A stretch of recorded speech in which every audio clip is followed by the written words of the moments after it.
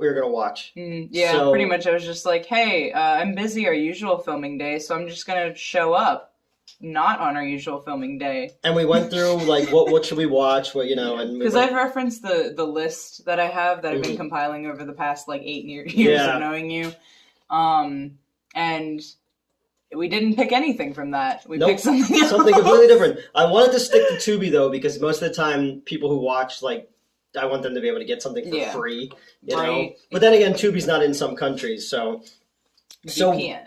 Yes. So we watched The Blob. Yes. From 1988. Yep. Yes. This is one I've wanted to talk about for a long time because this is my second favorite practical effects movie ever. I loved the practical effects. Oh my god. Because I've basically always been a practical effects fan. Yeah. You've like cemented that even more for me, but I've always been. Well, because you've grown up in the CGI era. Yeah, and it sucks. Especially as a giant Lord of the Rings fan. Yeah. I remember when The Hobbit came out. God, that was before I started working at the theater. Actually. Oh yeah, that was like. But that was when I was originally offered the job to work at the theater. No, the first Hobbit movie came out in like 2010, 2011. 2012? I thought it had to have been closer to 2012 because... I was still doing Underbelly because I fell asleep in the theater for the first... It came out around the same time. You weren't the person who offered me the job. No, because that was the third one you were offered to see at the Wayne. Because that was... Probably. That was... Smog was the second one. What was the third one? No, the Battle of Five Armies. Battle of Five Armies, yeah. But no, it was definitely for the first one. I just, I waited years before I started working there. But I digress. So even you have the comparison of the Lord of the Rings practical effects versus the CGI of The Hobbit. And I have other complaints about The Hobbit, but... Well, the second one, the frame rate was so fucking weird, too. It was where they did that, the motion smoothing on it. Yeah. But, the original trilogy had a wonderful combination of miniatures, practical effects. Yeah, there was some makeup CGI, effects. But the CGI was great. And the CGI... And it was for, things that you, really couldn't fake, because they faked... when I say fake, they did practical effects for everything else, most of the perspective. So obviously I watched the behind the scenes for all three movies multiple times, but so I know which scenes are and which aren't. Yeah. But it was pretty much they tried it with practical effects, and if it worked, it worked, and if it didn't, all right, fine. I guess they had to completely redesign Gollum from the first movie to the second movie because it went from. I don't remember why actually now. I thought his performance changed the way that they wanted to portray the character as well, and special effects. It was that, but it was also they just improved the CGI in general because in the first one we only see a few glimpses of him. We don't get we don't spend a lot of time on him camera wise. Yeah. Because even Ian McKellen was saying about the Hobbit trilogy that he's every day it's just green screen and blue screen. Whereas when they're physically on a set. Yeah. That picture of him surrounded by green screen, talking to a tennis ball, and he's crying. That was extremely distressing. But anyway, practical effects. Yeah, no, but just because even when it comes to practical effects, even when it's cheesy looking, critters. Let's look at critters, okay? They're puppets, whatever. Right. But it's handmade, and when something is handmade, it has charm to it that a bunch of ones and zeros in a computer don't, Yeah, and especially technology is different for both in terms of advancement, where you get practical effects. You can tell that's a practical effect, but it's not going to look much different. The advancement's a little bit more slow, so it doesn't age as fast. Yeah. But CGI will age so aggressively, so quickly. There's movies from 2014, 15. There's Marvel movies, you know, that even when they come out, the last Thor movie, that special effects were so bad that I was come on, But even with the Blob, there was a lot of opticals and Oh my god, the gore! The gore was great, excellent. But there was a lot of rear screen and optical perspective stuff that didn't age well.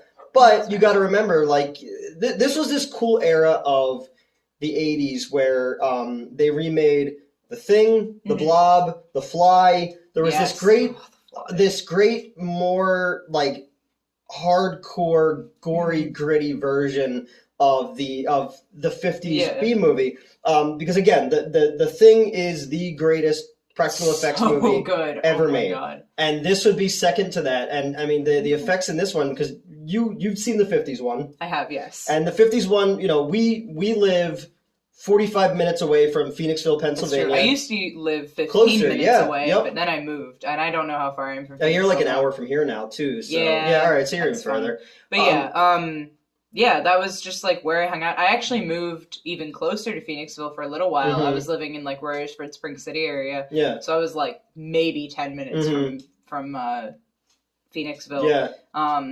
And the Colonial Theater. Yep, so we went to Blob Fest. You helped my ex-partner and I and Mr. Lobo at the one Blob Fest, and then you and I went to go see one recently. We went and saw Phantom of the Paradise, but didn't you and the other girl who used to work at the theater come with us to see one of the Friday the 13th, or was that Alex? That may have been Alex. Okay, I remember after I left the theater, they showed part 5, and some of the people from the theater met us there. I think I wanted to see it, and something got in the way. Okay. I don't remember what it was. But it's cool because it was all filmed in the 1950s in and around Phoenixville, Pennsylvania. Obviously, there's the famous theater, the Colonial Theater, which I go to whenever I can, and it's a scene where everybody runs out of the theater. This was not shot in Phoenixville, Pennsylvania. No, which I immediately noticed. Because when we started this, I wasn't sure if I'd seen the 50s or the 80s version. I just knew that a while ago I watched a Blob movie and liked it. Steve McQueen, his first movie was the Blob. He's playing a teenager, but he's clearly in his 30s, you know.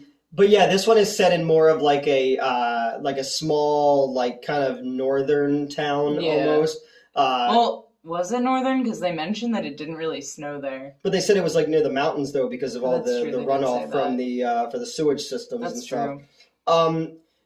Written by Frank Darabont. Frank Darabont, who did, The Shawshank Redemption, which is arguably the greatest American movie ever made. Yeah. And Jack Shoulder wrote and directed with him. And there's a lot of Darabont regulars in this, like the guy he was in The Mist, and he was in Walking Dead. That's the other one that Darabont had done back in the day.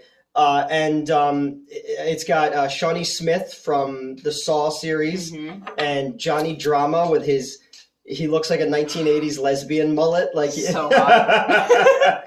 And he's a tough kid in town. Like, unpopular opinion, unless a mullet's like garbage, I've genuinely liked mullets my entire life, and I just I've always kept quiet about it because people always talk shit on them. But I genuinely like mullets. Like, again, unless they're like garbage, like the real short, and then you gotta blend them a little. The Louisiana waterfall, they call it. Yeah. Oh, God. But yeah. Yeah. What's it? Business in the front, party in the back. Yep. And then I showed you the guy that's been watching the comedian, YouTube, who's got a mullet, but he also grew kind of a sex offender stash. Not gonna lie. He rocks it, I think. That's fine. Let's do the sex offender shuffle. Oh my God. But so you got Johnny Drama, you got Shawnee Smith, you got the fucking dude from RoboCop who gets doused in the chemicals and killed. You've got there's a bunch of people in this movie, but what's fun about this is you didn't realize that certain things paid off later. Oh my God, that was glorious. Because so I figure out relatively quickly that this isn't the version I've seen, and I saw the 50s version. But so it's like a small town. Yeah, but it's just one thing about this movie that I really, really appreciate. It feels tight. It feels very neatly handled. Yeah. Everything does pay off. There was a scene in the pharmacy that I think you were about to reference. And I was like, what the fuck just happened? And he was like, no, don't worry. Yeah, and so then every single person that showed up was addressed, but it was natural. It wasn't shoehorned, shit, we forgot about this guy, hold on. Exactly, no, everybody kind of comes back into the story for different reasons. So it's in a small town, and the Shawnee Smith is the cheerleader, and there's the two dudes who look like the same dude. One just has kind of bangs. Yeah, and they're the football players. Yeah. And he scores a touchdown, and he asks out the cheerleader. So the two dudes go to the go to the general store. Yeah. And, I guess it was more of a convenience store. Yeah, well, you know. Well, no, because the dad was a pharmacist. Okay, yeah. So the one guy goes up and he's buying condoms, and he's ribbed or regular. Well, the priest is there acting fucking creepy. Yeah. Oh my god. So the priest was actually also in Son of the Blob in the 1970s. Really? Okay. Yeah. All right. So he's trying to play it off that like, oh, it's my friend back there. Right, it's my friend's condom, it's not mine. I'm not having premarital sex. Exactly. So, and we're led to believe that the friend is going to be the hero of the movie. Right. He is the Steve McQueen, basically, of this one. So the dude goes to pick up the girl, and who's her dad? The fucking pharmacist. It was beautiful because, like, you know, we get all these other shots where, like, we handle the brothers. They're gonna go see a movie that comes back later. Yeah. But like, you know, they're like, oh, we're not gonna go see the movie since you said no. I'm just gonna go sleep over at his house. Yeah. And then and those two dudes look the same too. Yeah, one just had all white people kind of look the same. That's the thing. Like, I have a little bit of facial blindness, but like, do I? Like, yeah. But I digress. So, oh yeah. So, and like everyone's doing like this household is like chaotic, but it's like handling itself well. But yeah, so he shows up. And yeah, they're like, oh yeah, let's get ready to go. And she's like, oh, I need, you gotta meet my dad. And he's got a newspaper up and he fucking lowers it. And I wasn't expecting to be the pharmacist. Like, I thought that was not gonna come back. Like, it sort of reminded me in Spider-Man Homecoming when he knocks on the girl's door and it's Michael Keaton as the dad after he knows Michael Keaton's the Vulture. Like, oh, that's cool. It's like, oh, okay, neat. So they're going out on a date, and at the same time, there's a meteorite crashes to the earth, and we get our homeless guy, and he's not one of the guys who usually plays an 80s movie homeless guy. That's like, I was expecting like a Buck Flowers or like the dude from Pee-wee's Big Adventure who plays the hobo. But the meteorite crashes. He's got his little dog with him. There's the pink slime from Ghostbusters 2 in it. So because I guess I watched The Thing and the Blob like near each other or something. So when I saw the dog, I was like, oh fuck, and I was like, no, that's the thing. Because Metz said it's like, oh no, that's the thing, and I was like, oh yeah, the dog isn't the thing, Yeah. It's like, yeah, that's. But also a lot of these. I mean, the 50s movie, it follows that, but there's a lot, like Killer Clowns from Outer Space has the same thing, where there's a home, like an old prospectory type of guy out there, and the I figured out, like, again, it was literally a moment that I was like, oh, The Thing, and I'm like, no, that's the other one. Deadly Spawn's the other one. Deadly Spawn is really cool, too. Okay. That's a cool practical effects movie. Okay. So the guy pokes it with a stick, and then it fucking, like... Yeah, well, first it looks like he's gonna reach in. I was like, do not touch that shit. Do not fucking touch that. And it doesn't matter anyway, because when he picks it up with the stick, it, like, slurps up to What did we watch recently where we're like, don't touch that with your hand? Oh, what was that? We were watching something and they, like, reached in with their hands. And we were both, like, not having it. Oh, I don't my know. God, what we was watch that? a lot of movies. I mean, it was probably a thing that we reviewed. Yeah. Because we review pretty much everything that we watch. Oh, it hasn't come out yet. Oh, it hasn't? No, that's what it was. It was the... Oh, is it coming on my birthday? Yes. It's the one coming on my birthday, guys. I've already watched the one premiering on February 15th. There you go. And wish me happy birthday. Exactly. So the blob is Lil, and it grows up his hand. Yeah, it starts slurping. I really like that as a slurp with an O. Oh, you know what? We forgot. So, what were they buying in the pharmacy? Condoms. Where were we before we started recording? Oh my God. So we went to Wawa, for our non-East Coast USA people. It is a convenience store. Gas station deli. Yeah, gas station deli. It's known for its hoagies mostly, but it's got like other or grinders or subs, whatever you guys call them. I think they're grinders if they're toasted. Otherwise, I thought Grindr was a dating site. Well, it is also, with apparently a distinctive sound. But like the notification, I've heard that the notification sound is distinctive. I don't know what it is, obviously, but because even though I'm considering myself trans-masc, I'd feel disingenuous posting on it because it just goes, hey. No, I think it's like a droplet or something. I don't remember. But so we're in Wawa. Yeah, so we're in Wawa, and we order like our sandwiches or whatever. And Newt starts walking over to the drinks, and I start following him, and I hear somebody walk up and ask the guy, like, who's stalking. Yeah, like real casual too, just like, hey, do you guys have any extra small condoms? Like, And you said to me, like, did you just hear what he just said? Right. And I didn't hear it. I want to make it clear, like, I'm not in any way shaming any size. Some guys, like, we had this conversation, didn't we? Where some dudes will, like, pay to have women, like, shame their dicks. Yes, SPH. We talked about that. Yeah. We talked about it in the necromantic video. But yeah, It's so bizarre to me. Well, here's the deal. Either I'm not going to give that shit out for free, or I'm not going to contribute to dick shaming. Well, I had to prove. Anyway. I had to recently prove myself to some of my YouTube friends. So no, because What do you mean? They said that I didn't have what I said I had. So why does anybody care? I don't know. So I showed.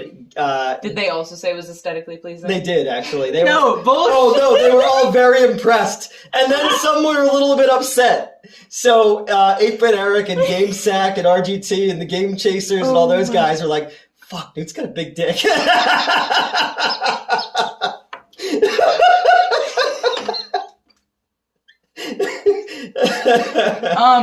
Yeah, no, it was more just the absurdity. Like, any size would have been absurd, but just the fact that they specified and said it was such...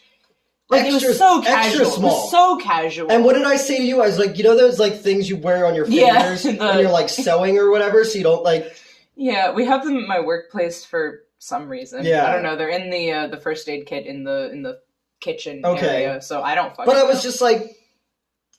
I was asking you, I was like, do they sell extra small condoms? They do, yeah. I mean, when I was at Adult World, we had a bunch of different sizes. But I mean, they wouldn't sell them, like, you go to, like, pick up condoms at a convenience store. They have, like... Convenience store, I don't know. Regular and Magnum. Yeah. They don't have, like, a, you know... I guess you have to go to, like, a place to get, Probably, yeah.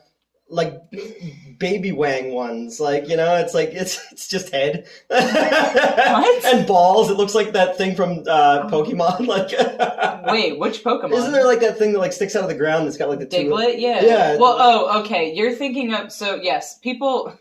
Doug Trio people have drawn that underground. It's like buff dude. Yes, I've seen that before. Yeah. That's not. All right, no, then it looks like the mushroom from Super Mario Brothers. Then. It's just all head.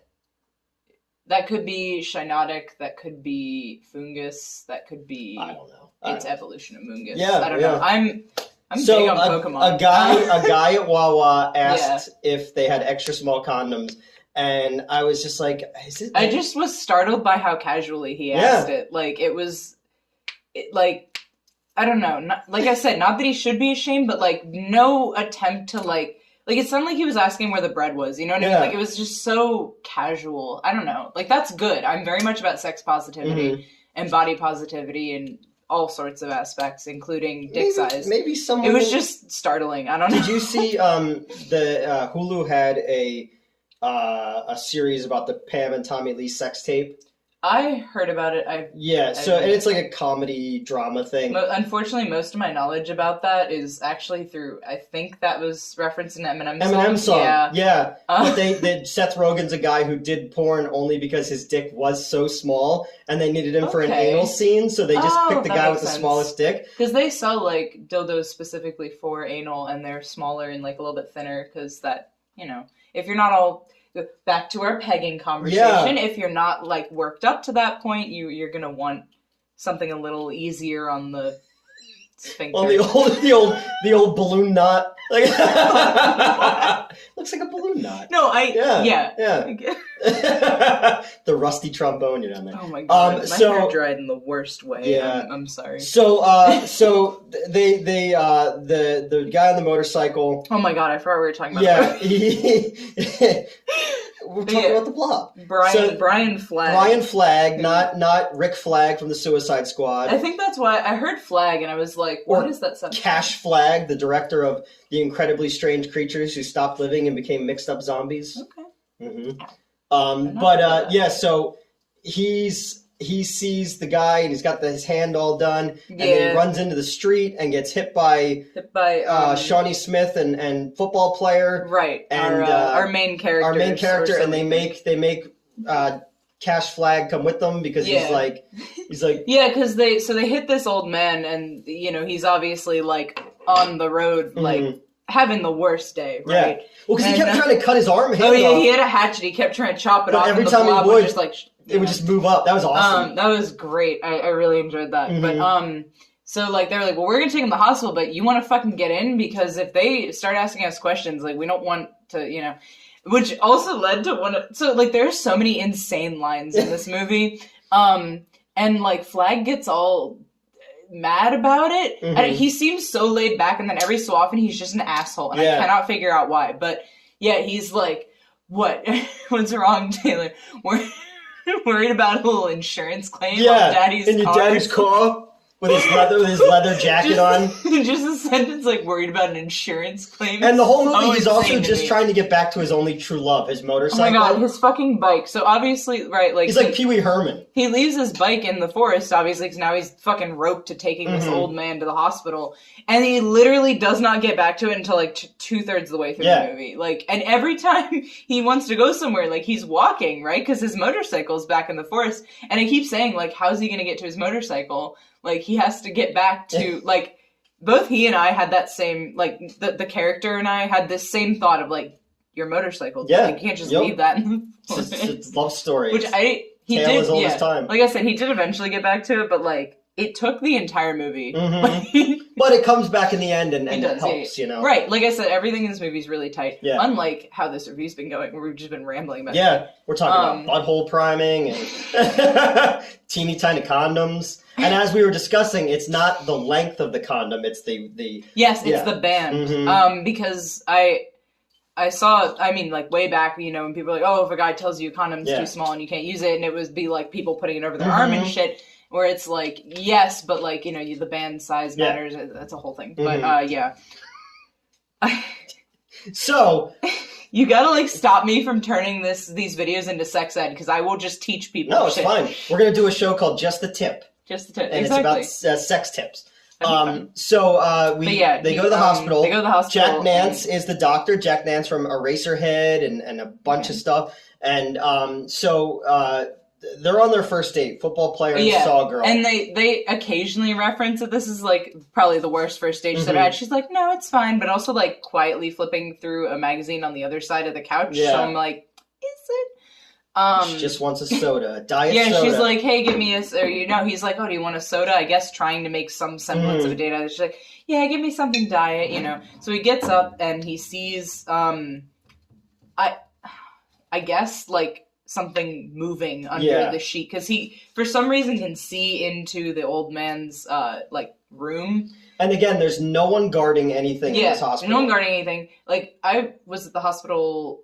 about 8 months ago at this point, and like you could not fucking get back there unless they let you. Like that shit was locked down, and this guy just sees something weird moving under the sheet, and instead of going, oh, maybe the guy's rolling over or something, he just like comes back there, and we see a nurse like walk behind him as he does that, and she just doesn't give a shit, which like is definitely on purpose. Like this isn't just like for the sake of the plot. Like they reference that the doctors don't seem to give a shit. About anything. Well, I mean, the cops, too, they say that it's 2 officers and 6 volunteers in this, like, small town. So he goes in there, and the fucking, the dude's got a bladder effect in his neck, and his eyes are whited over. It's really cool. Sick. He goes and gets the doctor. The doctor comes in there. They pull the fucking sheet back. Half of his body's gone. Oh, my God. So that was glorious. The guy we think is our hero is going to run to call the police, and then the door starts to move, and the fucking blob is climbing up the wall. And, like, gets over him, and it starts dripping. They do use that shot a couple of times. Not that specific shot, but, like, the concept where it's like, oh, the blob's actually on the ceiling. Oh, fuck, you know. And it's also, like, the alien, too. Yeah. The xenomorph, because it has the... I brought my cool shot glasses back. And I have the tit one again. Yeah. You don't have to. I just thought you'd like it. Yeah, it's fine. I love titties. Who doesn't? Exactly. Tits. So this is where we get into where I said this movie has amazing practical effects. Yes. It was glorious. I really liked the melted look. Yes, she hears the screaming. She runs in, and it's washing over him. Yes. Oh my God. So yes. Because it falls off the ceiling onto him, I think, is the implication. Yeah. And it's like you can see, there are a couple times in this movie, you can see the victim, like, just under like a layer of the blob, of the membrane, right? Yep. And it's the person's starting to dissolve, but you can still see like defining facial features and shit. So he's reaching out and like this much of one arm is not in the blob, right?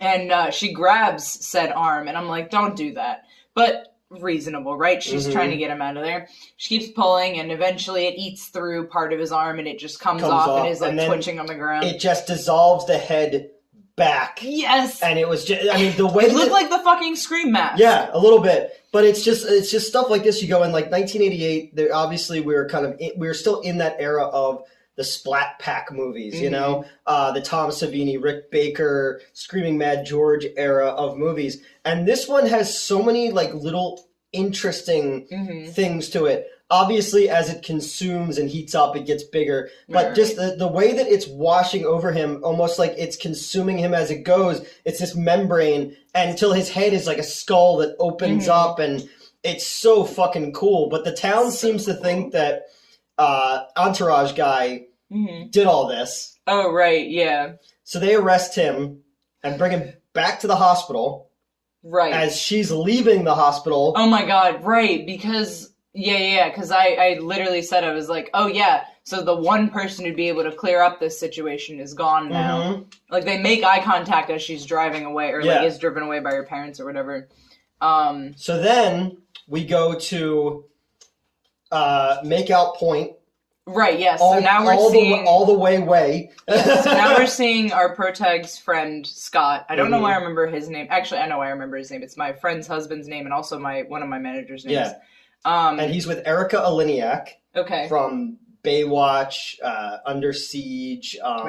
She's a little girl in E.T., and she's kind of drunk. Yeah, he's got this actually kind of sick setup, and like maybe it's just because I'm like still kind of young, but it's kind of a sick setup in the back of his car. Like, he opens his trunk and there's like a whole thing of like booze and like fresh strawberries and shit, and like he's got a little hand mixer, it was and a cigar case full of class rings, so he can give each girl a class ring so she feels important. Yeah, because he was like, "Oh, you got my ring on you," and I was like, "What?" But yeah. So she's passed out. So because she's like, "Oh, I've had enough," and he's like, "Never enough." I'm like, "That's a little weird." Yeah. But like, whatever, it's 80s movie, I get it.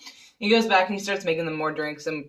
Oh yeah, at one point they do reference that they are nearby the hospital. Yes.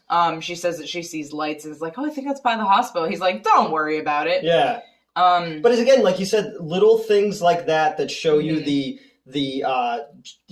layout of the town. Right. It's explaining why things are here and there. Even in the beginning, they set up the fact that it hasn't snowed in the town in a long time, and I think that's something that kind of. Because, like, all right, we watch a lot of shitty, gory movies, and then we watch, like, good ones and, like, critically established ones. And I, like, for a little while, I've been like, well, what's the difference? I kind of enjoy, but now I'm seeing that it's, like, that, when I say it's, like, tight, it's just, like, that is missing a lot of movies. Like, again, watch the one that's premiering on my birthday, Necromantic. That plot kind of doesn't really go anywhere. Yeah. I would classify that in the shitty movie category because it's just kind of like things happen because they need to. It's just visual noise. But this is like things are set up and followed through on. And even later on, I showed you when the blob breaks out of the sewer and the guy pulls the pins on the grenades. And you see the little explosions inside the membrane of the blob. And like, so there's really a very good attention to detail and continuity. And I don't think I'm saying anything groundbreaking here, but like I don't know. It was cool for me to realize. But it's Darabont too. Like, you got to remember, he did The Green Mile. He did. Right. Nightmare on Elm Street Part 3. He's a guy who is a writer, and exactly. And you were in a time now, like, especially in the 80s, there was a lot of trash, but there was also like you could tell that like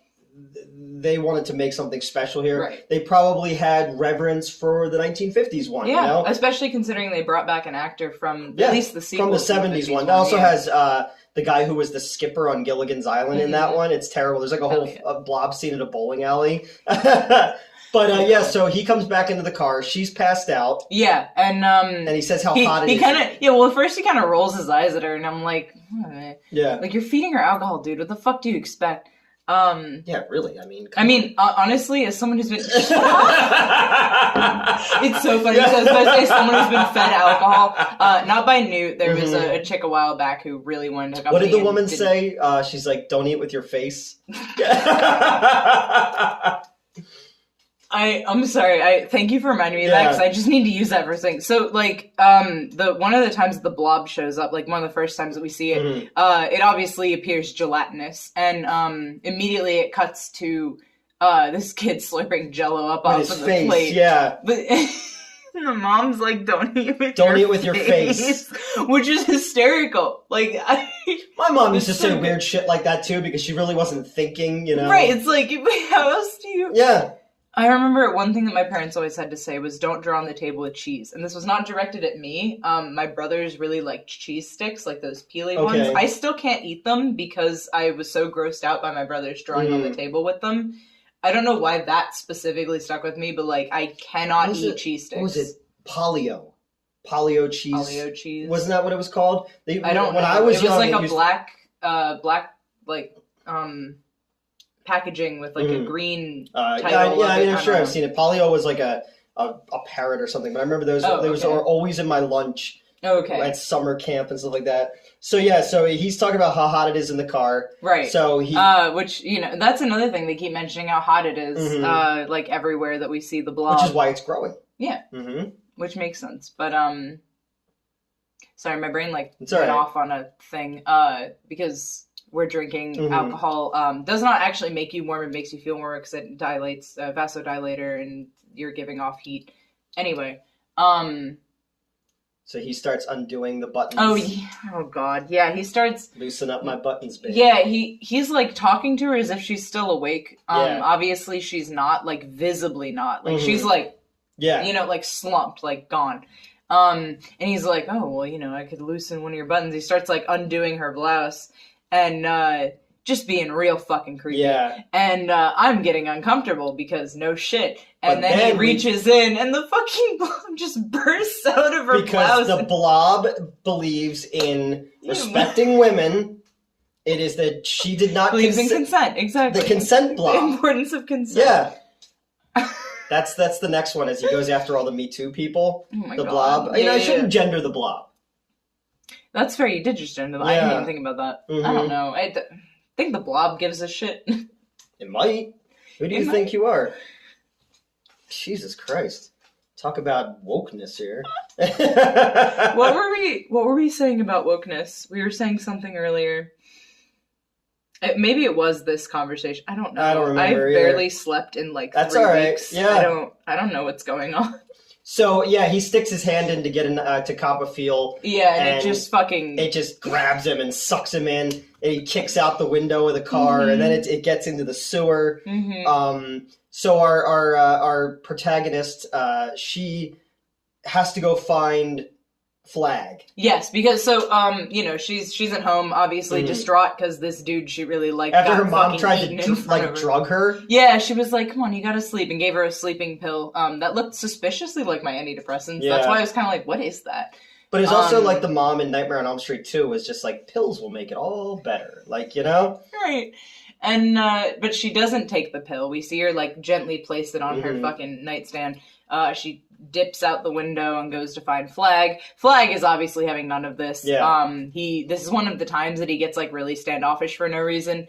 And he's just... They have a nice little character beat, though. They meet up at They go to the diner. She's very persistent, and he's like, "No, fuck you, I'm tired and hungry." He does not say fuck you, but essentially he does. He's like, "I'm tired, I'm hungry, and the waitress at the diner was going to meet up with the sheriff, the guy from the Mist and Walking Dead, at 11 o'clock. When she gets off of work. Yeah. So they go... So I assume it's about 10-ish, because, So they go and they're having a sandwich and they're talking. Yeah. And the back in the kitchen, the sink is clogged. So she starts fucking plunging it, which like I was really thrown off by because I feel like drain snakes existed in the 80s, but I could be wrong. Like I don't actually know. Okay, then why do you have a plunger? I don't know. Because it leads to the special effect. Well, right, of course. So, she's plunging it, and then... I have to explain to you how movies work? No, I know that, I'm just... It's fine. Just saying. But, so this other dude comes over, which he's wearing a hairnet and she's not, which actually, now that I'm thinking about it, I think it's because he was, like, cooking and she was more of a server. But originally I was like, what the fuck is that? Yeah. But, So he starts plunging, and there's nothing happening, and he starts reaching in, and I'm like, don't fucking... Because that's gross, even if there isn't a blob in there. You want to stick your hand in whatever the fuck is going... Just popped up on my phone. Okay. My lines for grosses are so fucking weird. Yeah. But, yeah, no. Sink water, disgusting. Mm-hmm. Gore, hell yeah. Yeah. No, I don't fucking know. But, and, you know, he reaches in, and at first... He just kind of, he has, like, blob bits on his fingers, and then it, like, comes out. Blob bits? You know, like, residue. Yeah, I don't know. Mm-hmm. And it comes out, grabs him, and pulls him through the drain, which was fucking awesome. I loved watching him just collapse into the drain. Yeah. Because, like, we know it's corrosive, but, like, the speed at which it corrodes is not, like... It's just so fast. It's so fast. It makes the pipe, like, expand like it's a cartoon and blood starts coming out of it. It's fucking glorious. Like, just blood everywhere, right? So they hear that. Yeah, they all come running in because, like, oh, fuck, what the hell? Mm-hmm. And then the blob, like, shoots out of the sink. Yeah. And, like, my neck cracked when I did that. And, like, goes up onto the ceiling. Mm-hmm. So the waitress runs outside. Right, she runs outside, and they then run into the freezer. The walk-in freezer, which is right out of the 50s movie as well. Yes. And this is where we find well, first off, he grabs some fucking, like, wire, like, stick thing. Yeah. It's, like, this long and, like, a wire. Like, it's No, it's thin. one of those ice ones, like, for, like, meat and stuff like that. Is that what the fuck that is? Okay. Mm-hmm. I don't know, but it's like the I Know What You Did Last Summer guy had. Yeah, okay. Oh, yeah, you're right. So they find out that the cold Yeah, because it starts breaking through under the door, and it's like, oh, fuck that, I don't like the cold. Which, like, hey, relatable. Yeah. And it goes out, so she runs, the waitress runs into... There are multiple women in this scene. The waitress and the Blob could be a woman, too. True. We don't know. Okay. Blob well, the waitress runs out to a payphone and tries calling the sheriff to be like, "Hey, come down here and meet me at 11. Get this shit together." Not to hook up, but like, hey, there's some shit going down. And they're like, "Oh, he already went down to the diner." And she looks over, and throughout the call, the Blob has been slowly like coming up around the sides of the a phone booth for a lot of you was a box with a telephone in it. Nude, but come on, not just a phone; it was also covered in germs. Yes, and schmegma. Why? Yeah. You do realize that your audience probably knows what a payphone is. I'm just saying, that's what Superman used to go into to get changed. One of those. Well, do you remember the kid who worked at the theater, didn't know what a mailbox was? Remember that? Yes. Mm-hmm. Oh my Phoenix. God. It was fucking Phoenix. Yep. He's not what that blue thing to. is? I was like, you fuck, who bothered to spawn you? I banned him. Your father should have let you run down his leg. Your mother should have swallowed. His mother was actually super nice. Oh, really? He also had a really cute dog. I was friends with him before he started working at the theater. This is why I know so much about him. But then I banned him from speaking to me for the last, 6 years. All right. So the waitress is inside the phone booth. Yeah. And the Blob's coming around the edges, and you're like, oh, fuck. Or at least I was, because I don't... There are a couple things that I really don't like. I'm not claustrophobic, but, I specifically don't like if I'm, I'm in a room and I've locked the door and something's still getting in, and that's my last effect. I do not like that. That is extremely upsetting. Dude on Instagram that I talk to a lot, he's always asked me, Andrew, he always asked me for he's like, where's your cat? So I always take pictures of my cat. So last night I got home from work really late, and my closet door was open, and I took a picture. He's like, you sleep with your closet door open? I was like, dude, I just got home, and who the fuck cares? Why are you judging me? Okay. Anyway, the Blob is wrapping down, and as the person on the phone is like, "Oh, he left to go down to the diner." She looks over, and we see his mauled face, or his corroded melting face, and we know it's him because we see the badge. The badge, and he's pressed against the fucking. Oh, it's great. And then the Blob just fucking smashes the thing. It's awesome. It was prolonged though. It was good. It was the fucking box starts creaking. It's seeping in under the door, and then eventually it just bursts through. But it's sort of in the same way that the eyeball in Zombie is you're building up to it. She puts her hand to it, then she puts her foot to it, and it's coming up, and you know where it's going, and then just crush. But it's just those two kills right there are just so cool. They're back to back, drawn out, and just glorious. And this is then when the priest sees the blob for the first time. Yeah, I don't want to fucking talk about the priest. Well, because the priest becomes a bigger part. No, I know. Yeah, because the priest that we saw in the convenience store, pharmacy, whatever, you know, is now like, oh, just the end times. Yep. But he comes up and finds like blob bits. Yeah. And then they're like crystallized in like rock form. And he puts them in a little jar and like keeps them. Which I did forget. Yeah. I did forget about that. I was pretty good about keeping up with we'll discuss the ending, because this movie has an ending that fucked me up when I was a kid. You refused to tell me. Yes, you said, I'm going to tell you during the video. Tell you in the video. But yeah, so he collects these little rock bits, and we see it escape into the sewer again. Yep. This is when the military shows up. Yes. I get, yeah, they're the military. They're in like these white hazmat suits. The leader...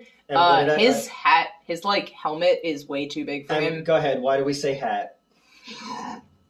I don't remember what prompted this, because but you asked me. You said that he said it sounded like the sandwich was wrecked, but that's not what he said. And you said that's a modern lingo. Yeah. Or busted. He said the sandwich was busted, and I compared it to the modern bussin'. Not a thing I use, but my brother does, weirdly. And then what did I say? And then you asked me. You were asking me about no hat, which I corrected to be no cap. I'm an old man. Okay?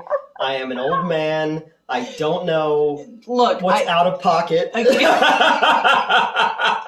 And, like, I don't use these phrases, but I'm familiar with them. Like, it's funny, actually, when I do decide to incorporate, like, modern slang into my vocabulary, it takes a minute for it to sound natural. Like, the first time that I tried to use bussin', it sounded bad. It just sounded atrocious.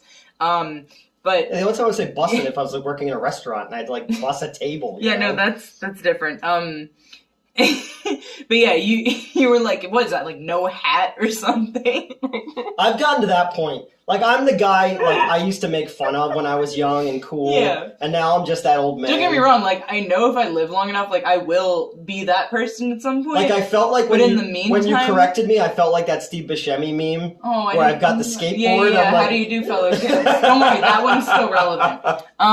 No, but, yeah, no. For those who are curious, no cap means you're not lying. You're telling the truth, because for some reason cap means lying. Okay, well, see, I wasn't lying. No, I got it wrong, but I wasn't lying. Yeah, no, I don't know more about that. You can do your own research, I guess. I don't know.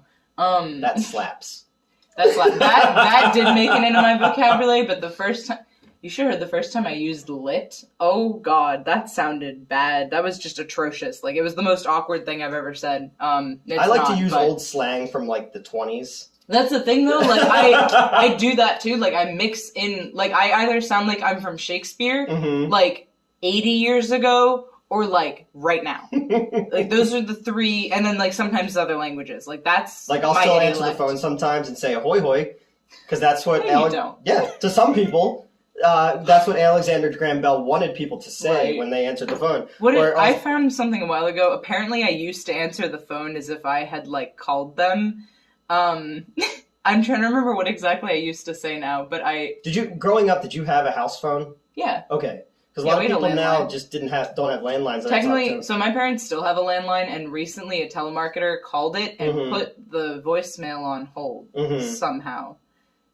It was very strange because I walked into the kitchen, like it was just me alone in the house, and I walk into the kitchen because I can hear voices, and it's just like really loud, like jazz, like soft jazz playing like through the phone. Well, how do you know that Chuck Mangione wasn't at your house? I mean, like that's why I went into the kitchen. I wanted to see what was going on, but it was coming out of my phone, and Chuck? I was like, "No hat." No.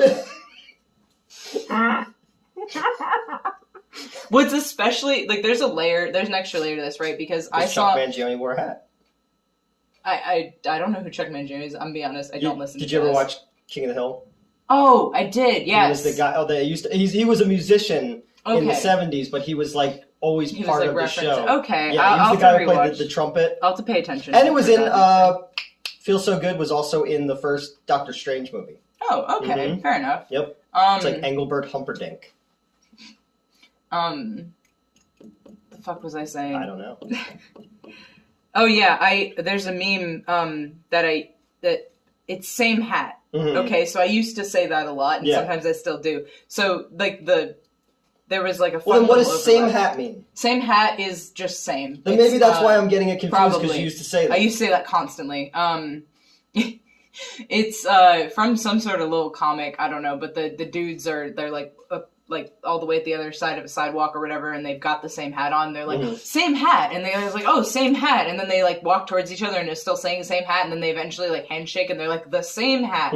I don't know why that like ingrained itself into my brain. Like that is just a part of me now. It's like, I don't understand comedy anymore. Like, remember when the moth thing was really popular online? Mothman? No, not Mothman. It was like people like with the moths, and there was always like a moth and a lamp, and it was like a big. Oh yeah, the moth and lamp. Yeah. Like, that was a follow up. That was sort of a follow up to the pigs and the oats meme. Okay, but I'm just like, what happened? Like, when did I become so uncool? And then I was reminded, October 23rd, 1981, when I was born. That's such a mood. So the military shows up. Oh yeah, and they're telling them, it was a meteorite. Yeah. We're here to contain it. Might have had a germ on it or something. Yeah. So we're just going to get you guys over here. But there's something more sinister to it. Oh, definitely. And they put them in the back of like a bread truck. Yeah. Well, okay. So it looked like a police van, but without the middle divider, because like there is a middle divider, or at least the one that I'm familiar with. No, that sounds worse than if I just said the one I was in. It's fine. You were in the paddy wagon? I was not drunk. I was 17, and in my pajamas. It was, you know. Yeah, I know that one. I specifically remember there was a divider because there was another kid from my school in there, and I started talking to him for some fucking reason. I'm in my pajamas. Well, we both were. It was pajama day at school. It's a whole thing. But anyway, I didn't mean to get into this. So, they put them in the back of this truck. And this was another moment that both Flag and I were like, but the motorcycle. Because they're literally, it's right there. It's right there. But he's like, there's something suspicious. We should get the fuck out of Dodge. And, she's like, you're crazy. This is a moving vehicle. I'm going to stay here. I'm going to get back to my friends because I have other people I care about that I'd like to save. And he dips. And I was expecting her to go after him, and she didn't. No, he just jumps out of the back of the moving vehicle. And then she, like, looks after him and, like, closes the trunk, which I get why. Like, obviously you can't just leave the hang up. It was so fucking funny. When I was in middle school, yes, I was in 8th grade. We were in Seaside Heights, New Jersey, down the Jersey Shore, but like the central Jersey Shore. It was me and my friend Kevin. Kevin was in the Ghost House review, and we're walking back from getting ice cream, and a truck, like a minivan, goes by, and a dude leaps out of the side. Wait, and all I heard was some dude in the front seat go, "Tuck and roll, pussy!" Is that why you said that? We're watching this and you just go, tuck and roll, pussy. And I'm like, what? Yeah. Like, obviously, but what? Yeah. So Kevin and I we still say that stuff now because we're probably the only people in the world. Pussy. Yeah, the fucking dude just jumped out of the side of the soccer van and the guy in the front seat just yells that out the window. And we were just like, did that really happen? Like, oh my God. So, so she goes back to the, like, internment camp. Once again, I am wearing a shirt, I swear. Okay. What? Nothing, me too. So but Flag goes to overhear the loudest secret conversation in the history of man. They take off their fucking helmets from the hazmat suits. Yeah. And it's just very clear as day, like, they're like, we sure did make that satellite that crashed into Earth, and this was some sort of experiment. Yeah. No one needs to know about this, though. Like, yeah, so basically what the original one, the Blob, was just an organism from space. This one, the U.S. is trying to beat the Russians to germ warfare, basically. So they created a biological weapon. Right, that was hanging out in space, but not from space. And it crash lands to Earth, and then the heat and everything, makes it grow. I guess, okay, that makes sense then, because it's in space, cold, it wouldn't... Yeah. All right, I'm done. So it was just hanging out. Yeah, I don't know why I didn't think about that. So so he hears that, so he dips. Well, I believe he was caught listening, wasn't he?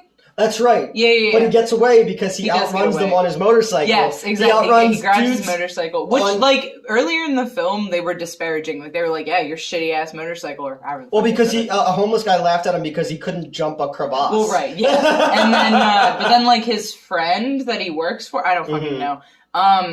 Like, there's some dude who runs an auto shop, I guess, like, referenced that his motorcycle was shitty. Yeah. But yeah, he grabs it and, like... He outruns guys with guns, ATVs, helicopters. Well, specifically because he goes over that same, like, bridge crevasse, as you said, that he failed to jump earlier in the movie. That's character development. Yes. Yeah. He succeeded. But, like, it didn't feel...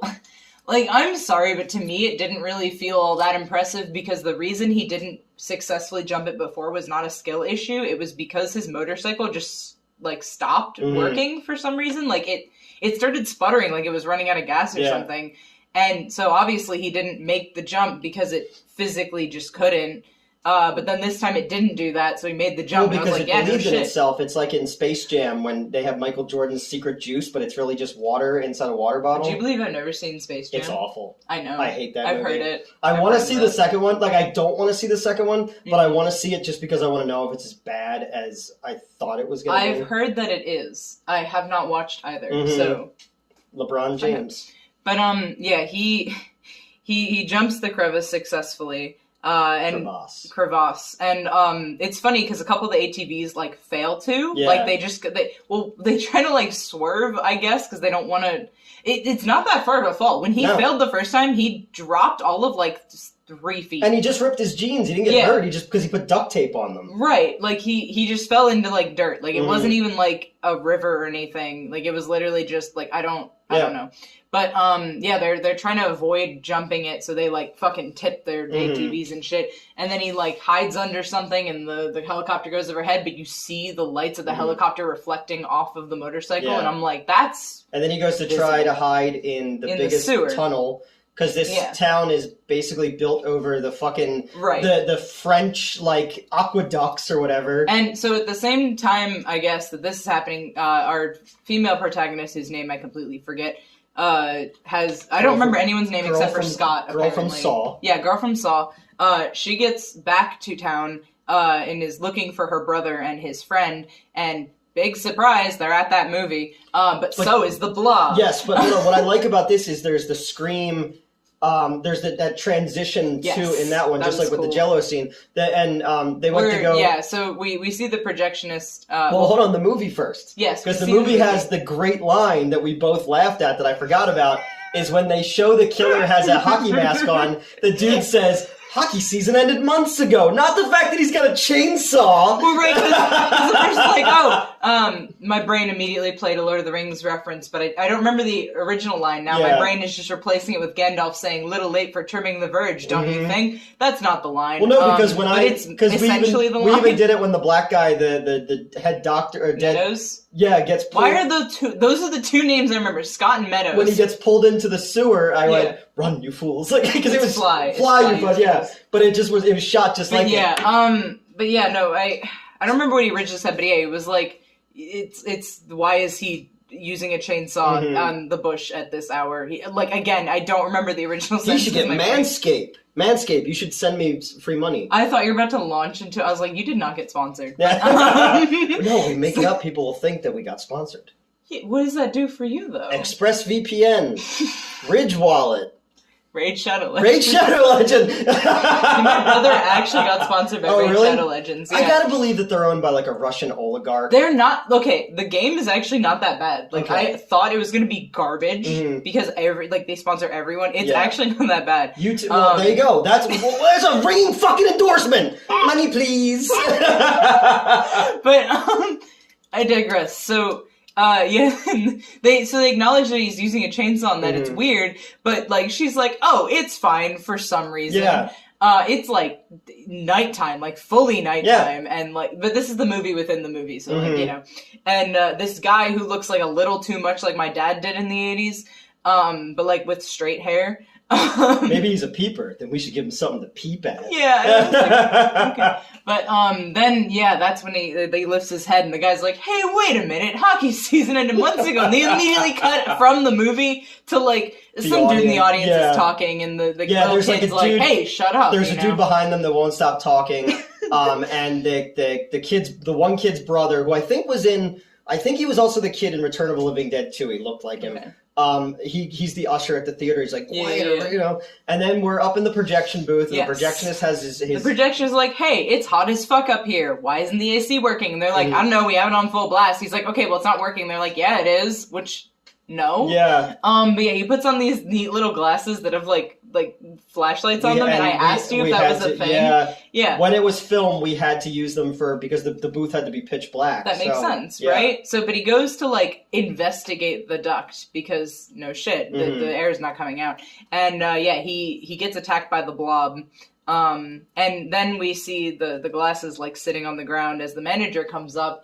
And the manager's like, "What the fuck?" And then we get the blob on the ceiling because the yo-yo comes down, then he looks up and it's dissolving him on the ceiling, and then it jumps, it falls, the film burns. I love this scene. It was glorious. Really cool. And then, of course, the entire theater panics because the film just burned in front of them, and then, the blob bursts through the projection. And so it's blinking, but also because the blob is consumed the room. The strobe is bad right here. The pink...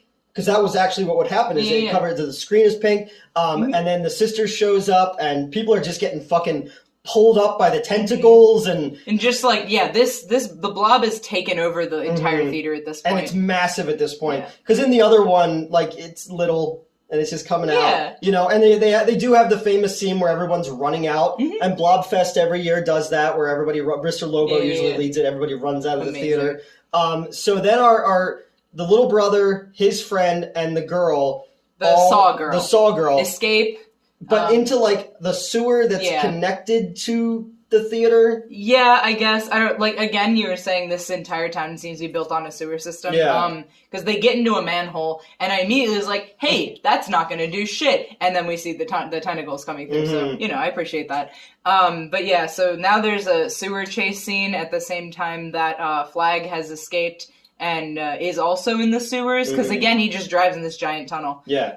And the hazmat guys have arrived, and they were talking about how like, "Oh, it's in the sewer systems now, we can close it off," and they're like, "What about the civilians in there?" Because they know about like the brother and the friend, one of which is named Eddie, and then the Saw girl, like they know, and Meadows is just like, "They're expendable." Yeah. I'm like, you could say like, you could try to get them out, but, like, if they don't, I mean, And this leads to a really cool scene where, like, now the blob is, like, Jaws. It's sneaking up on them. It's, like, sneaking up underwater, which, like, that wasn't its MO before, but, like, I guess it was, actually. It was, because, it's sneaking up on the ceiling. But now it's being, like, theatrical about it. Like, it ate this rat. That really distressed me.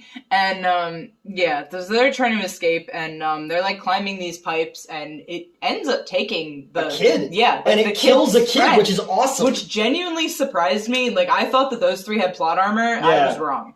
No, that's one thing that's missing now, man. 80s movies didn't care about fucking killing kids. And there's something better about it. It wasn't even it. that to me. It was specifically that, like, he was, presented as a protagonist. So I was like, oh, he's got plot armor. And then his ass just gets eaten. And then she jumps back into the fucking... Which, like, why would you do that? Shit water. Okay, because, like, I get the impulse to save the kid, okay? But she has already tried to save somebody who was already grabbed by the blob. Yeah. And that resulted in nothing except trauma. Because she had the fucking arm and, like... He got dissolved she tried to save the homeless guy too, and he died.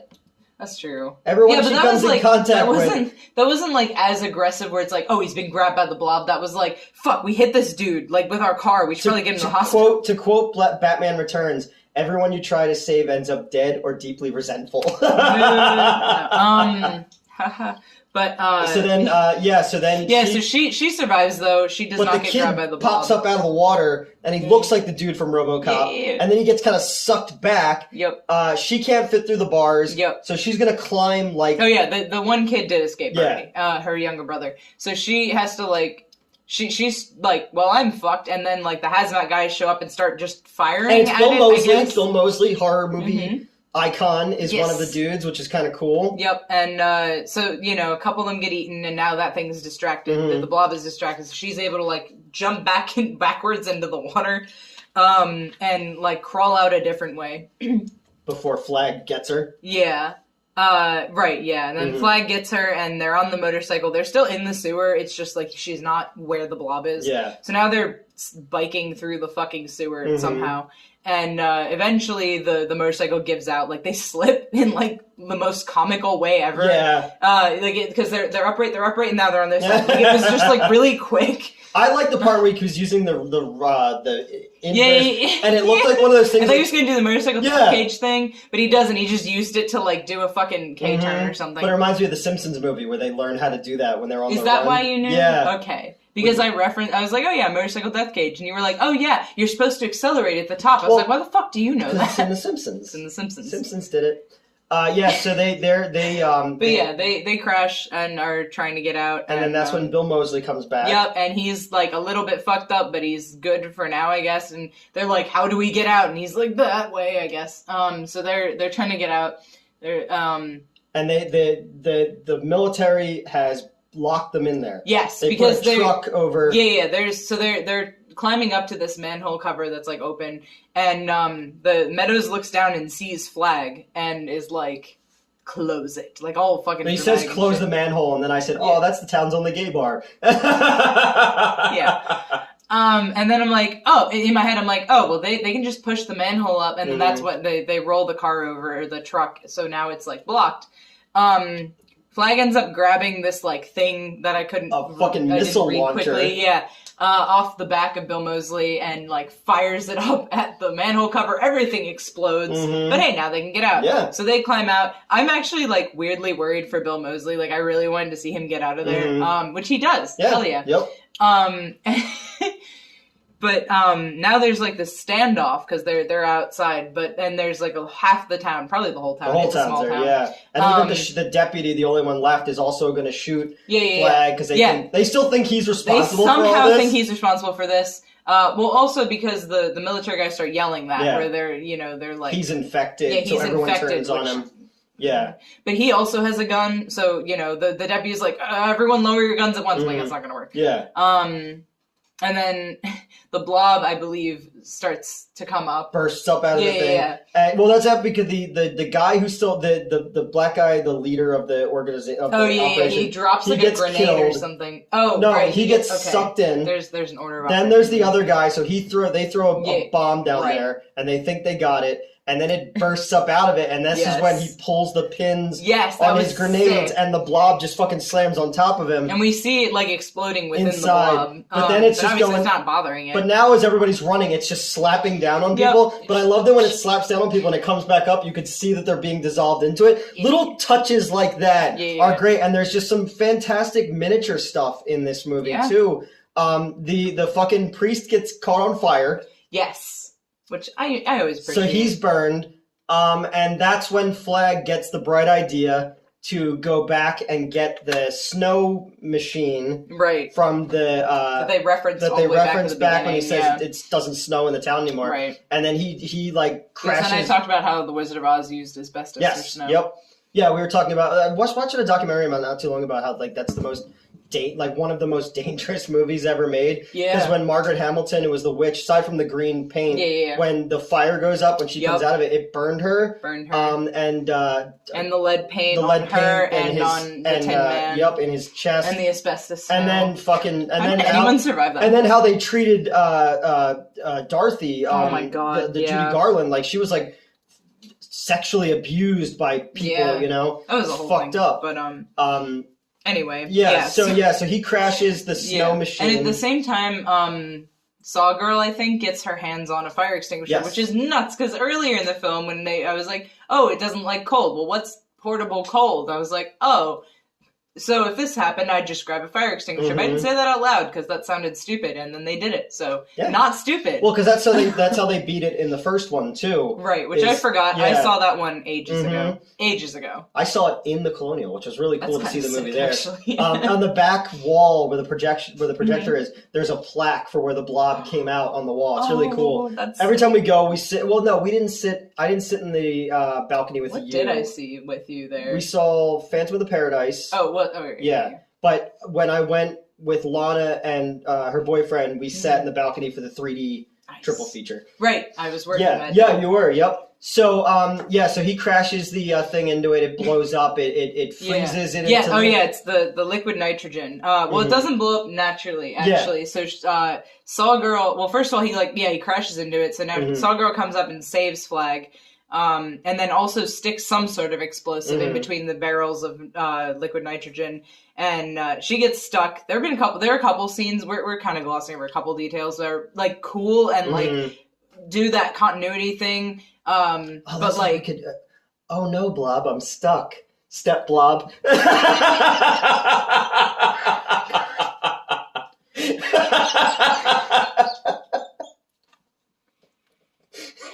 Someone please do fan art of that. I don't know.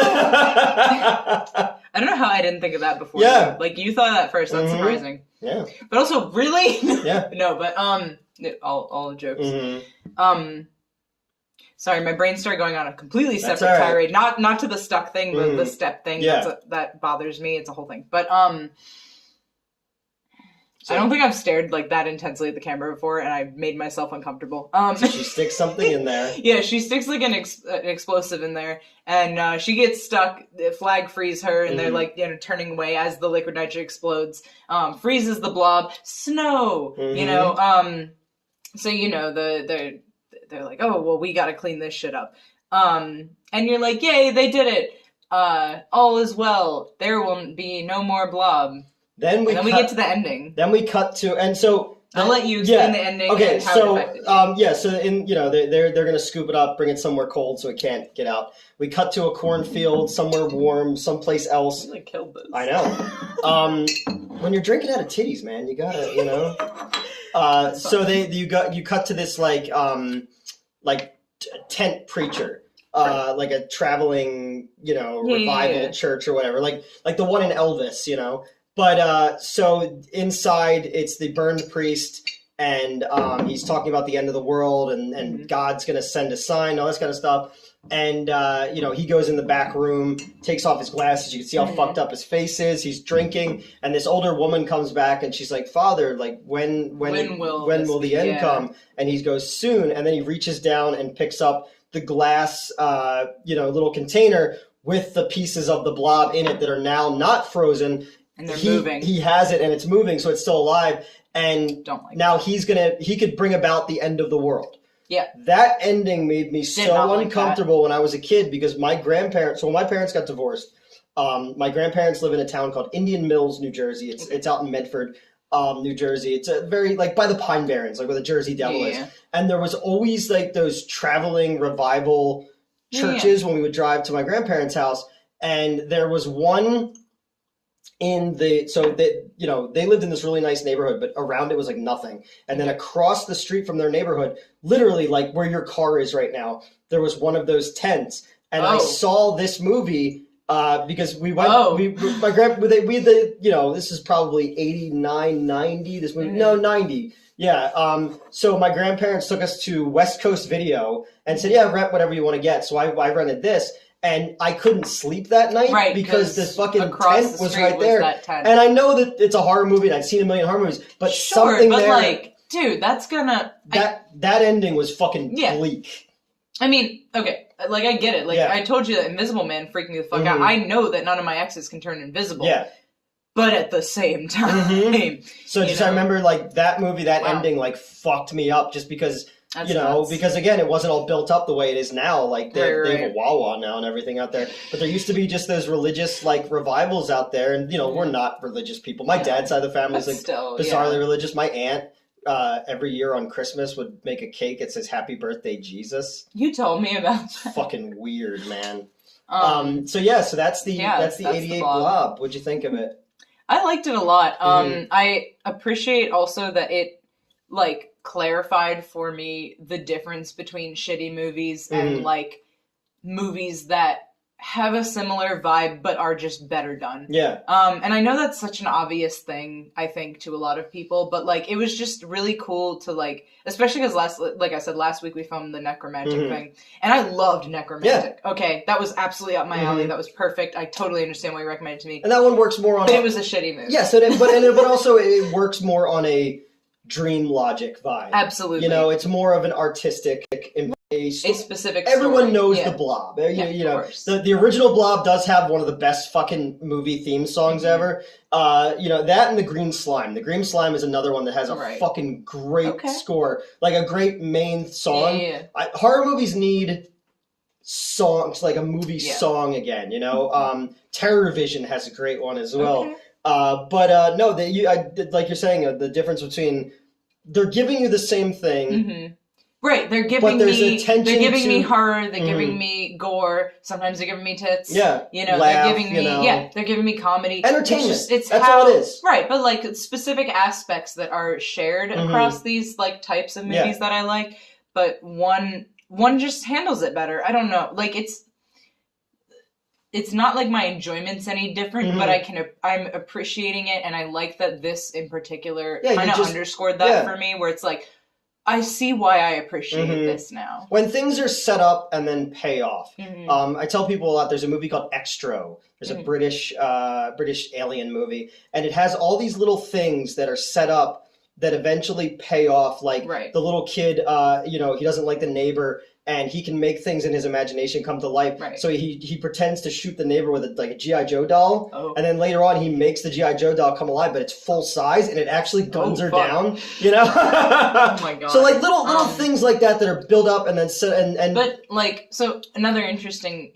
thing, because this actually ties back into how we've been talking about how like movie criticism has become garbage. And specifically when I was doing my like weird deep dive into CinemaSins, and like what makes that in particular so like disheartening, I guess, where nowadays critics will point at a movie like this and be like, oh well, that's obvious. They think they're, you know, they shouldn't have spelled that out, basically, instead of it being perceived as a neat plot point that is like handled well and ties into a cohesive story. If you're not like shocking or surprising your audience with a twist, like it's bad. And that's something that I've noticed, at least as a criticism, a lot recently. And like I've seen other people comment on this too, where it's like, you know, either the twist is like you need a twist. You have to, like, your audience can't expect the ending. Like people don't like foreshadowing anymore. I don't think that's true. I think people do like foreshadowing,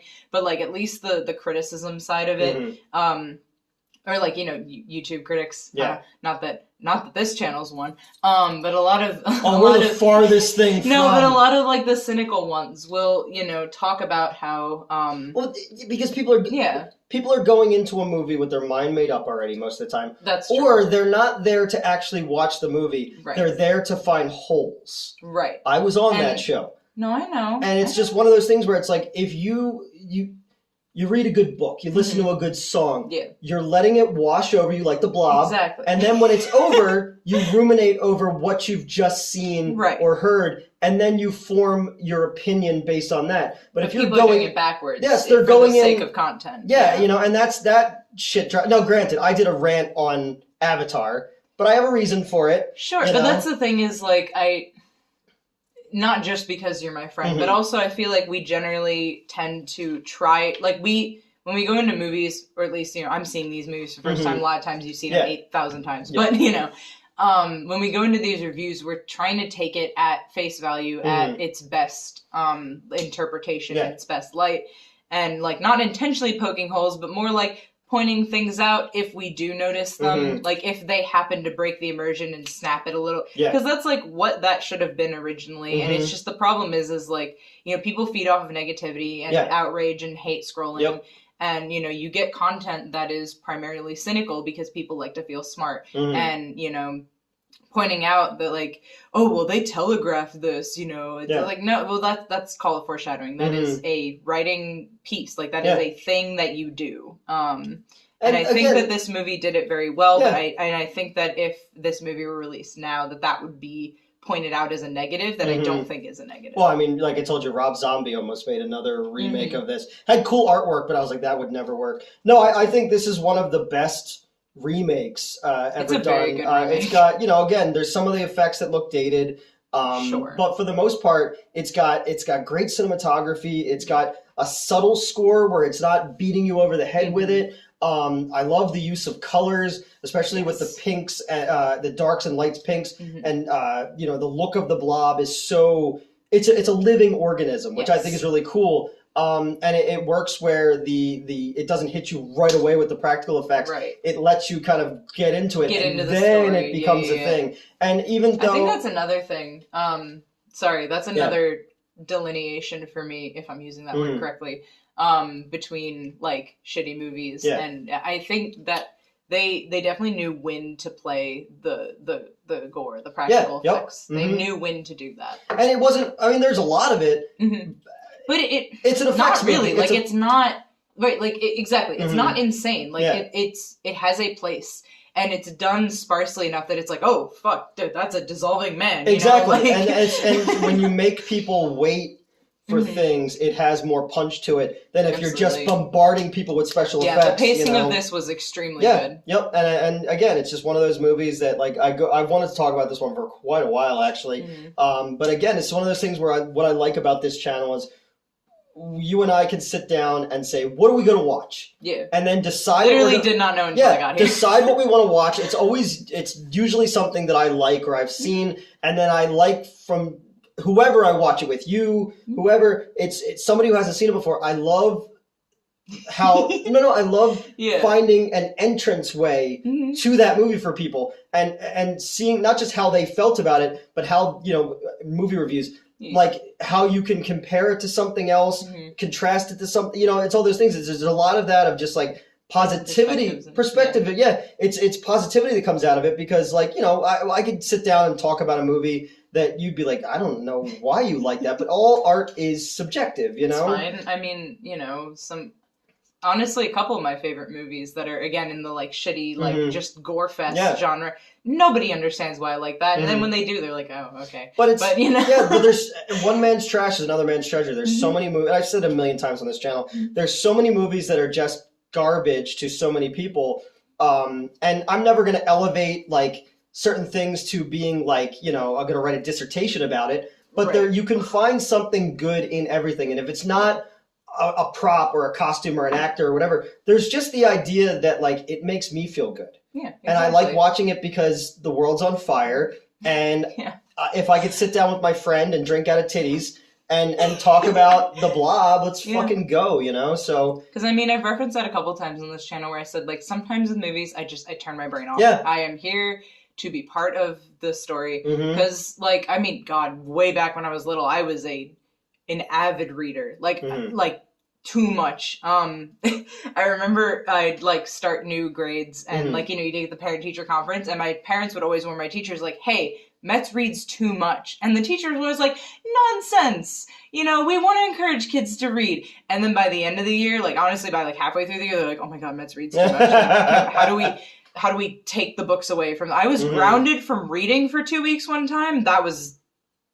bad. I did not enjoy that. There used to be like so like, but sorry, that was like the vibe is like I want to escape. I want to be in another world for just a little bit, just see. And anyway, sorry. No, that's what all art should be is an escape. Again, if you're going into something going, oh, Ghostbusters Afterlife isn't like anything like 84. And that's why, like, I think that's why plot holes like are an how would that car even drive? It's been in that barn for 20 years. It's like who fucking cares? It's the Ecto-1. I want to see the Ecto-1 do shit. But sorry, what were you gonna say when I was talking about reading? So when I was a kid, there used to be like commercials for like checking books out of the library, and it used to say books, check them out. I would check out 9 at a time and usually read all of them at the same time. Like not obviously like stacked or anything, but like I'd pick one up, I'd read part of the way through it, and then I'd like put that down to do something and then pick up a different one. Like I was literally reading 7 books at once, like most days. And I never learned. Yeah, it was yeah. No, never learned. Wow. Yeah. I could help like if you want me to, but like I don't.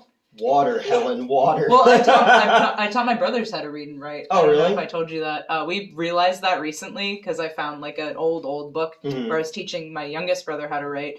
And I was like... Didn't they go to school? Well... Were they Aborigines? Like No, we all did go to school. It was just like I was doing the follow-up work, and that's when we kind of were like, hey, why weren't our parents the one... It's fine. Every day when I went downstairs to bring my brother a bucket of fish heads to his, you know... Because I also accidentally made my brother right-handed, the middle one, the Joseph, the one that used to work with us. Me, yeah. I accidentally made him right-handed because I was taught right-handed and he was originally left-handed, but when I was teaching him how to write, I was like, oh, no, you're supposed to hold the pencil in this hand. Yeah. His handwriting's still garbage to this day, and I feel so bad. I'm left-handed, both my parents are right-handed. Well, my youngest brother is left-handed, so I think both of them were supposed to be left-handed, and I just... So I can't... Because I was like 8, I can't write right-handed, but everything else I could do both. So I played sports as a kid, so I can bat from both sides of the plate, and I had a right-handed and left-handed hockey stick, and I can throw with both arms. Nice. But it was just one of those things where, like, I didn't realize until much later. I was like, oh yeah, my parents taught me the opposite way. Like, it was weird, you know? I can write kind of with both hands, like it's legible. I can write upside down with both hands, I believe, and backwards, but I need both hands at all times for my other job. But interestingly, I can shoot left-handed. Like I normally do right-handed, but I can shoot left-handed, and it's like not basketball? Bad. No, like guns and bows and arrows. Oh, I thought like we were gonna like start because we were talking about Space Jam. Like we're gonna go out and fucking hustle some dudes. I used to play basketball, but I was garbage. Everyone thought I was gonna be good because I was the tallest person on the team. Terrible, except for the one day that I had like the worst cramp because I ate an entire pot of rice before a game. And I kicked ass. I scored like fucking 6 points or something, and we beat the undefeated team. Wow. I don't know why. Like I sucked before that, and I sucked after. That day, in excruciating pain, I was a fucking mess. Because you had Michael Jordan's secret juice, like we were talking about. Oh, right. Space Jam. Yep. I haven't seen Space Jam. It all comes back around. They play the Monstars. Okay. So I had an idea that, so in reality, Michael Jordan got banned from basketball for a year for gambling. But they didn't want people to know that. Okay. So he said, oh, I'm retiring, and I'm going to go play baseball. So he went to go play minor league baseball, but like he also had like major gambling problems, and he owed guys money, and they murdered his dad. So in my version of the story, the Monstars couldn't get Michael Jordan to come play basketball against them, so they killed his dad. And the Looney Tunes had a hand in it. Of course they did. Yeah. I mean, you know, they're... Yeah. I want to make that... They make like those ESPN like 30 for 30. They're like documentaries. And I want to do one about like, you know, Michael Jordan, like father being murdered by the Looney Tunes to make him play in a game like in galactic basketball. That was right, that's the space part of it. Yeah. Okay. I'm and then the jam part, the space part, and then there's the jam because of basketball. What? What does that have to do with jam? Like, I'm assuming it's jamming like music, but... No, like jam, like a slam dunk. People, who the fuck calls a slam dunk a jam? Everyone in the 90s. NBA Jam was a game. I was born in 97. You never heard of the game NBA Jam? No. I really? Don't really, like, I played basketball and that was it. Like, I'm not a basketball guy, but that game was dope. Actually, and when you got really good, you would get big head mode, so your character's head would be, like, huge. Okay. He's on fire! And then you jump in the air to, like, you get power-ups, and you'd, like, jump in the air and the ball would catch on fire, and you'd, like, slam it down. That's kind of sick, actually. Yeah, that game was dope. That game was fucking cool, man. They do like the arcade one-ups of that. Arcade one-up, if you want to send me something too. What is arcade one-up? They're like those ones you can buy at Walmart. Like the we used to have them at the other company. Yeah, okay, yeah. I was gonna say we had a couple in my childhood. We had because I was really good at Dig Dug. I like Dig Dug. I really like Dig Dug. I don't know why. But, my dad, when we were really young, there used to be there used to be a racetrack in Cherry Hill, New Jersey, like for horse races. Yeah. And they would do the state fair there every year. And when they closed it down, they had a bunch of arcade machines. And the guy's like, "Look, if you can get these out of here, you can have them." So there was the Empire Strikes Back game where you're like at the controls. And my dad literally got it for $50, and then we had to help him. And then it broke, and then could have taken it to Todd Tuckey at TNT Amusements. I'll have to have you come to my work and I can show you that TMNT game that I was talking about. Toot me, Needle Toodles, obviously. The other one, the other ESPN 30 for 30 I wanted to do was, did you ever play Mike Tyson's Punch-Out? No, but I have heard about that one. Okay. I'm moderately familiar with the lore. There's a dude called Glass Joe, and he's the first guy you fight, and he's the easiest one to fight. Yeah. I want to make, like, the Ballad of Glass Joe, about him, like, trying to get back into fighting shape. Okay. There's a really cool one on there, because we talked about Entourage. The one dude who was in Entourage who was also in Rocky V, he plays the bully.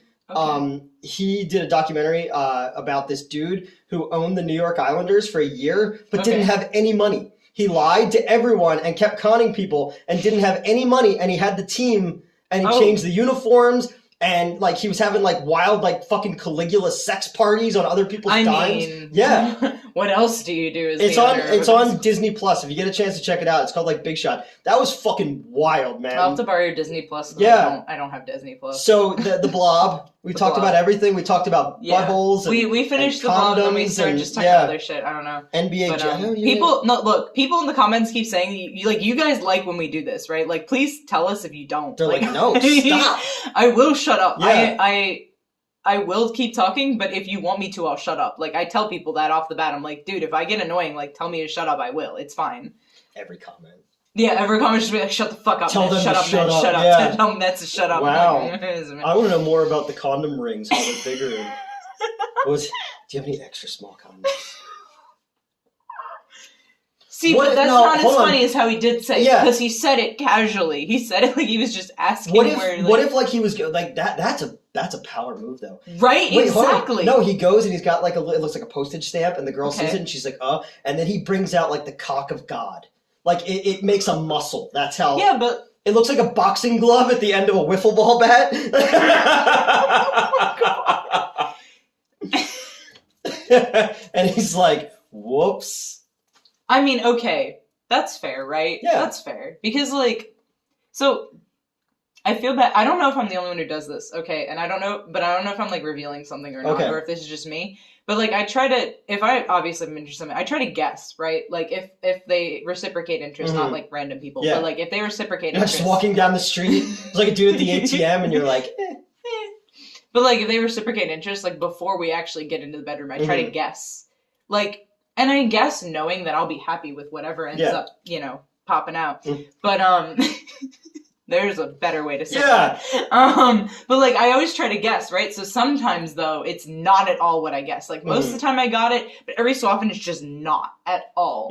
And, like, so I guess that would be a situation like that where I'd be like, all right, here's my estimate. And then he pulls out the condom and I'm like, okay, not what I was expecting, but hey, here we go. Let's go. You better be good with his tongue. And then just fucking thunk. Yeah, it cracks the mantle of the earth, He's like, sorry, this was a joke. Here's my actual comment. It has so many layers that only Leonardo DiCaprio can work it, like fucking Inception. Never refer to dicks as having layers again. I know it's factual. It's so long. It's so long that when he comes, his sperm is jet lagged.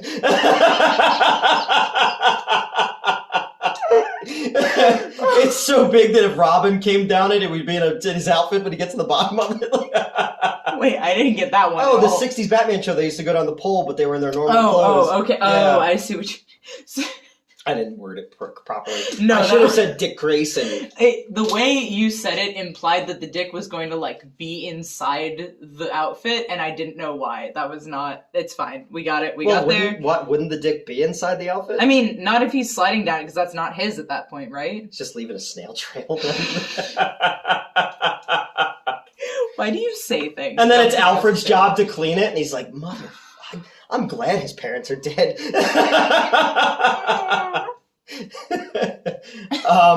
That's why Bruce Wayne picked that boy to adopt.